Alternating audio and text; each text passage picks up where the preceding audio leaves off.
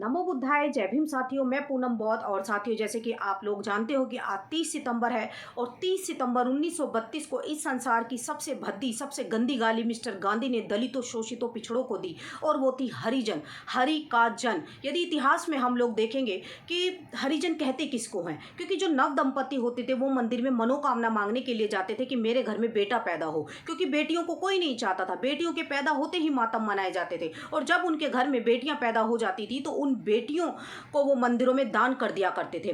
मंदिरों में रहकर वो मंदिरों की साफ सफाई का काम करती थी, नाच गाना सीखती थी, और जब वो बड़ी हो जाती थी तो उनकी शादी पत्थर की मूर्ति से करा दी जाती थी।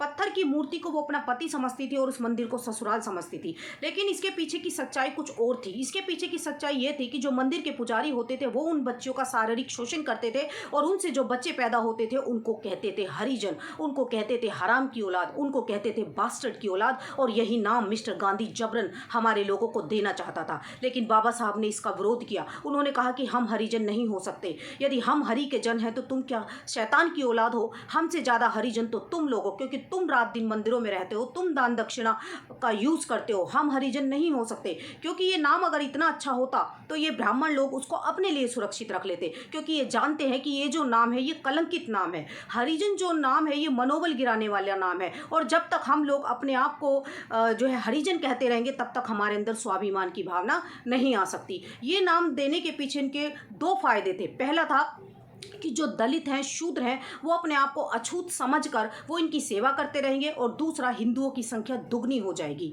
लेकिन धन्य है बाबा साहब डॉक्टर अम्बेडकर, जिनकी बदौलत हमको कलंकित नाम से छुटकारा मिला। क्योंकि आज हम लोग शिक्षा लेकर शिक्षित नहीं हो पा रहे, क्योंकि शिक्षित वही व्यक्ति होता है जो सभी पहलुओं पर गहन अध्ययन करता है, चिंतन मनन करता है, और तर्क के आधार पर उसको स्वीकार करता है। क्योंकि हमारे बीच में जो भी आ रहा है हम उसकी बातों पर विश्वास कर रहे हैं। बहुत सारे लोग मैंने आज भी ऐसे देखे हैं गांव देहातों में जो अपने आप को हरिजन कह रहे हैं। तो मैं ऐसे लोगों से कहना चाहूंगी, आप अपने आप को हरिजन कहना बंद कर दीजिए, क्योंकि हम हरिजन नहीं हैं। संवैधानिक नाम ये नहीं है। बाबा साहब ने संविधान में कहीं इसका उल्लेख नहीं किया। उन्होंने शेड्यूल कास्ट, शेड्यूल ट्राइब्स उन्होंने नाम दिए हैं, और हरिजन जैसे कलंकित नाम का पूरी तरीके से बहिष्कार कर दीजिए। बहुत सारे लोग आज भी इसका यूज़ कर रहे हैं।